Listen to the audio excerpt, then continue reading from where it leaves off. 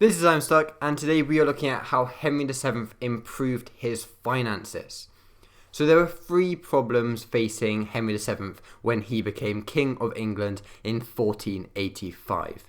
Now, one of these were the many powerful nobles whose wealth and power made him a threat to the crown, and we learned about how Henry VII dealt with the nobility in my previous video. Now, there was also an uneven distribution that the crown had over the kingdom.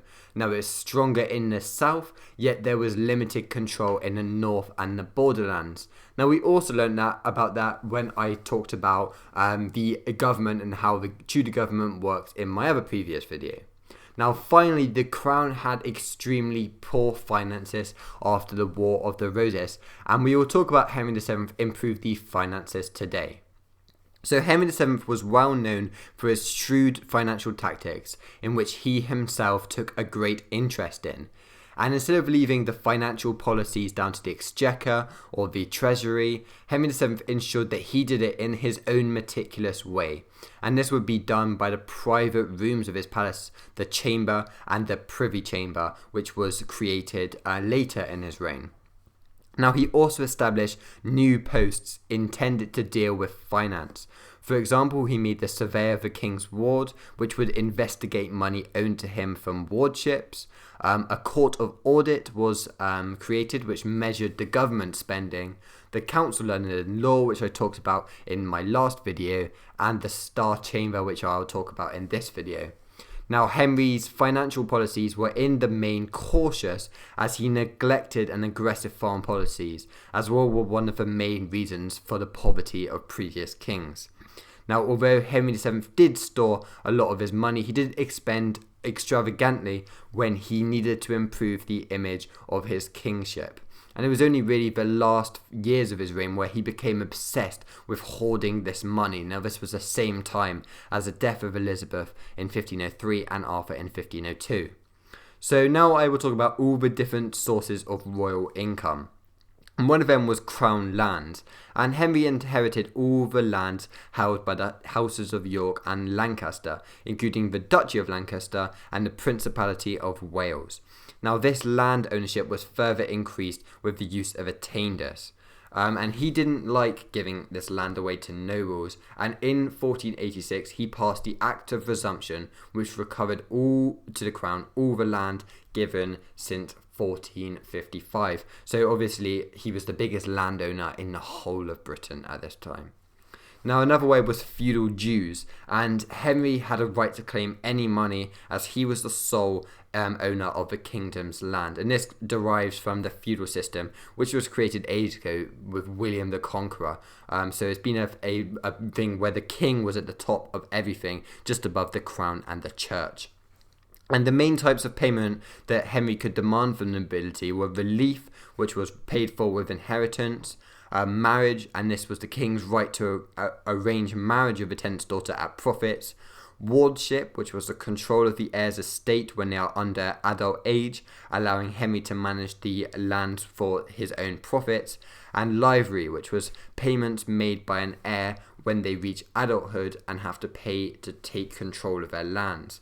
And Henry exploited these feudal payments by ensuring good behaviour and raising finances from it.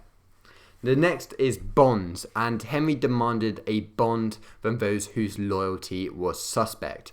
And a bond was a written contract of good behaviour, and if the nobles failed this, they would lose their money. Now, Henry increased the use of bonds by using the Council Learned in Law, which was used as a debt collector. Next is clerical taxes, and this was special taxes in which the king could demand from the church. Now, the church obviously did not pay taxes, so Henry would use these taxes to gain money off them as a voluntary gift. So custom duties as well was the fact that when Henry became king, he was granted tonnage and poundage, which was taxes on exports, tonnage, and taxes on imports, poundage. And he was granted this for life. And he used this to try and promote trade, and custom duties ended up rising from £33,000 to £40,000 from the start to the end of Henry's reign. Now, the next one is legal dues, and this was money from fines made from those who appeared in court. and this could come from common law courts or special courts operated by the royal council. And Henry increased the use of these fines, and in 1495, William Stanley was fined £9,000 and £100,000 each year afterwards. Now, the penultimate one is parliamentary taxes, and this was special grants of taxation which financed royal policies such as foreign wars. This is also known as extraordinary revenue, and this was commonly in the form of 15ths and 10ths, which were the amount someone paid was decided on the wealth that they had. And they were available whenever Henry wanted, but he didn't use them too much as they were so unpopular and did cause rebellions, as you will learn about in a later video. And finally, loans and benevolences. And Henry was able to ask for financial help on any particular emergencies. And it was organised by the Royal Council and the Council learned law, and it could be used to enforce these payments. Now, it was an irregular source of war, yet it did raise things like £48,000 for the war in Brittany in 1491. So the final thing was the Star Chamber, and we learned about the Council learned in law in the other video, but now the Star Chamber was created in 1487 by the Star Chamber Act with the aim of prosecuting anybody who acted in a rebellious or lawless manner. And it was used against those who are politically prominent and whose reputation would prevent ordinary courts from convicting them.